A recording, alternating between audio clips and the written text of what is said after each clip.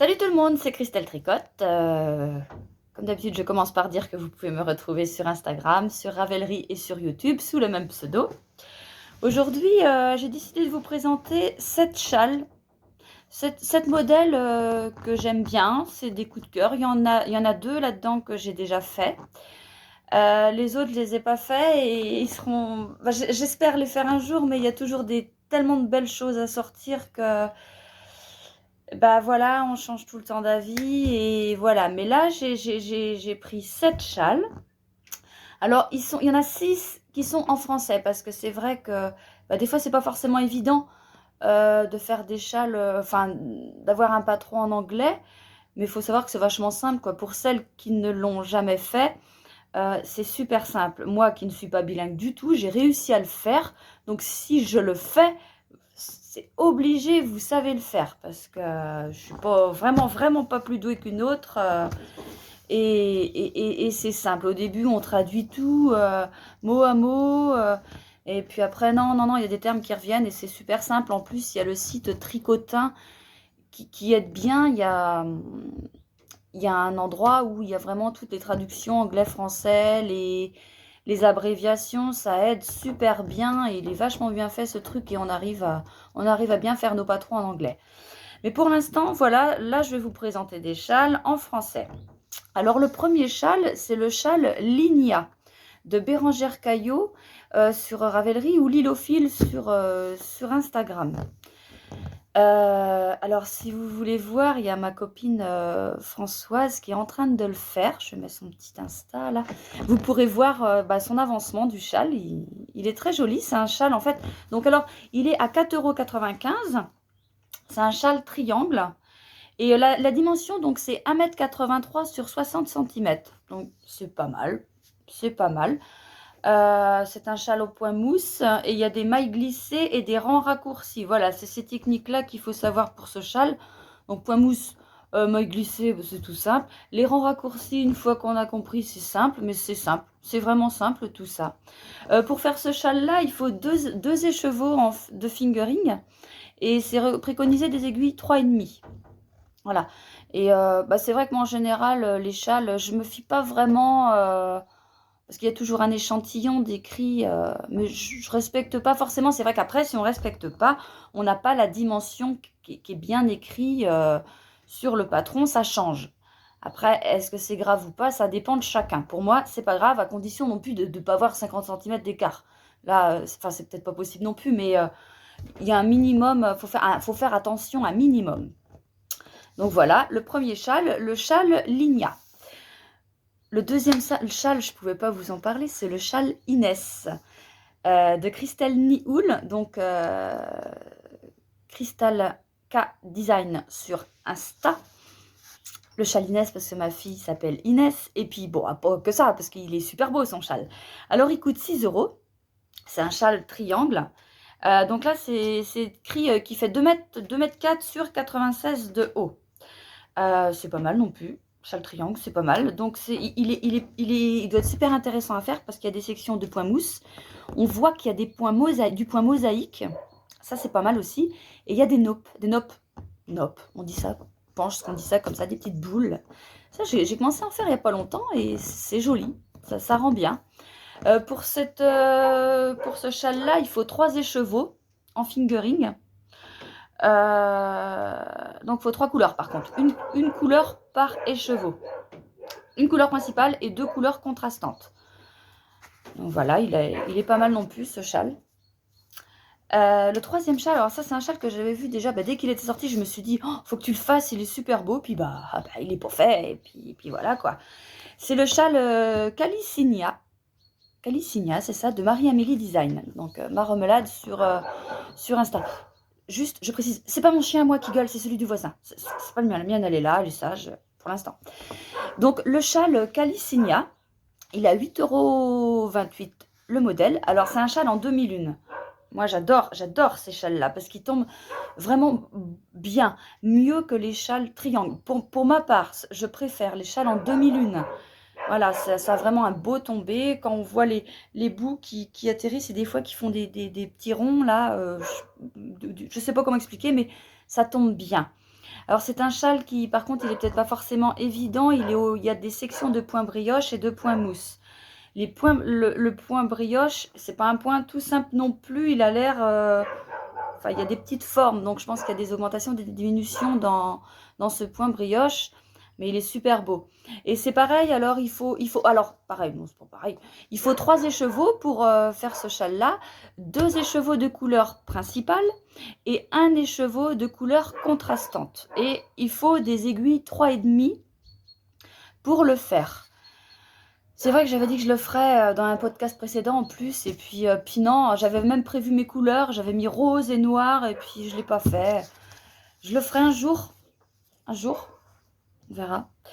Le quatrième châle, c'est le châle Happy Place de Nadia Crétin-Lechaine, donc NCL Knit sur Instagram. Il est à 5,68 €. C'est un châle triangle qui fait 2,5 m sur 70 cm. Et il doit être vraiment intéressant à faire aussi, celui-là, parce qu'en fait, il y a plein de sections différentes. Il y a de la dentelle, de la brioche, du point mousse. Il y a même des noppes aussi. Et il finit par une bordure fantaisie. Et c'est vrai que moi, j'aime bien ce style de châle où vraiment, on ne s'ennuie pas du tout à le faire. On fait plein de sections différentes. Donc, des fois, oui, souvent, on apprend des choses aussi. Et c'est bien d'apprendre. Et des fois, bah, on les met pas tous forcément. Moi, j'ai plein de châles que j'ai déjà fait et que je mets pas forcément. Mais le plaisir de le faire, le plaisir de faire des nouveaux points, une succession de points, de voir, c'est vachement beau. Pour ce châle, donc, il faut aussi 2 écheveaux. Et c'est deux écheveaux de couleurs contrastantes, quoi. Enfin, un écheveau d'une couleur, un écheveau de l'autre. Et c'est une aiguille numéro 4 de préconiser. Alors là, le patron en anglais que je vais vous présenter, c'est le Find Your Fine Shawl, le châle, voilà, de Andrea Monnery. Voilà, donc je ne sais plus trop comment prononcer son nom, mais je le mets, enfin sur Instagram, je le mets de toute façon. Alors celui-là, je ne le mets pas en photo parce que je vais vous le présenter moi-même. Je l'avais fait, donc c'était en anglais, donc vous voyez, si je l'ai fait, vous pouvez le faire. Voilà, il est super grand. Il rentre même pas dans le cadre de l'image. Voilà, là, une pointe et une autre pointe. Donc je l'ai mesuré avant de commencer. Il fait 2,65 m au plus large et 75 de haut. Mais en fait, il est simple parce que c'est une succession de points mousse et de dentelle. Et je vous dis, moi qui n'ai pas forcément doué en anglais, j'ai réussi à le faire. C'était de la laine en fait, c'était de la laine que j'avais filée et teint moi-même. Et voilà, c'est là où on change. Attendez, je regarde par où je l'avais commencé d'abord. Là. Voilà, le mieux c'est d'avoir un dégradé de couleur, quoi. Vous voyez, comme là j'avais mis du jaune. Voilà, c'est de la laine web que j'ai teint moi-même. Donc là, on commence par du point mousse. Et là, vous voyez la petite dentelle. Donc en fait, c'est une succession. Le châle, c'est une succession de ça et d'augmentation et de diminution d'un côté parce qu'il a une forme. C'est dommage, il rentre pas dans le cadre, mais ouais, il est beau. Il a une super forme. Alors, vous voyez, le changement de couleur, en fait, on le voit pas très bien, juste facile, on le voit. Justement, on fait des rangs sur quelques centimètres. Tout est écrit dans le patron. On fait des rangs des 2 couleurs pour avoir le fondu, quoi. Donc, il y a là, il y a là. Alors, plus ça allait, plus je faisais de la teinture foncée. Là, on voit mal, là. Mais en fait, c'est par là. Et puis, je faisais des speckles aussi. Là, on voit bien aussi. Là, on voit. Et en fait, il y a un moment, je me suis arrêtée parce que je me suis dit, il est assez grand comme ça, mais j'avais pas tout fait. J'avais pas tout fait. Donc, je pense qu'en vrai, il doit être encore plus grand. Mais il a une super forme aussi. Puis, moi, j'aime bien le porter soit avec les bouts qui pendent. Voilà, ça donne un genre. Ou quand il fait froid, je fais encore plus de tours. Et du coup, je suis bien couverte. Ça, c'est assez agréable. C'était de la laine que j'avais achetée au musée de la filature. C'est sur Internet.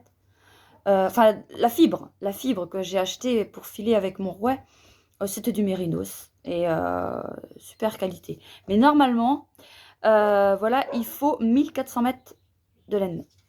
7 couleurs. Et moi, j'en ai mis 5, je crois. à peu près, 5. Et donc ça représente 3 écheveaux, mais quand c'est comme ça, je pense qu'il faut mieux acheter des mini écheveaux pour avoir un beau dégradé, quoi. Voilà, c'est tout ce que j'ai à dire. J'ai dit le prix? Je sais plus, 7,23 €. Je crois pas que j'ai dit le prix, mais il est en anglais, voilà. Mais franchement, ça pose pas de souci. Le 6e châle que je vais vous présenter, c'est un châle gratuit. C'est de Audrey Colette, c'est le châle Tutti Frutti. Je sais pas si on dit comme ça. Petit bout de laine sur Instagram. Il est gratuit, ce châle, voilà, il est gratuit. C'est une forme triangle. Il fait 1,60 m sur 70 cm et c'est une succession de points brioche et de points mousse. Et il est très joli aussi. Et il faut 2 écheveaux pour le faire de couleur en fingering, hein, 2 écheveaux de fingering en couleur. Alors soit, vous voyez comment il est présenté, soit couleur dans le même ton mais quand même différente, ou soit complètement contrastante. Je pense que ça peut donner pas mal aussi. Et il est fait en aiguille 4. Je pense, je vais peut-être dire une grosse connerie, mais je pense que pour le point brioche, faut être assez lâche quand on tricote. Vous voyez, il faut pas avoir des petites aiguilles pour avoir un tricot serré. C'est moi qui dis ça, parce qu'à chaque fois que j'ai fait de la brioche, il y avait du lâche, quoi. Je sentais que c'était un tricolage, mais en même temps, je tricote pas très serré. Je sais pas. Et le dernier châle que je vous présente, c'est le Gradient Shawl de Audrey Colette. Toujours la même. Voilà, c'est 2 patrons gratuits de elle, voilà. Alors celui-là, pareil, je peux vous mettre 2 photos parce que je vais vous les présenter en vrai. Donc c'est un petit châle gratuit, c'est un triangle, mais il est petit. Alors on dit châle, mais c'est pas le, c'est plus entre le châle et l'écharpe en fait, parce qu'il n'est pas très grand. Mais par contre, bon, alors elle préconise 425 mètres de fingering, sachant qu'un écheveau fait 400 mètres. Moi, c'était de la laine filée.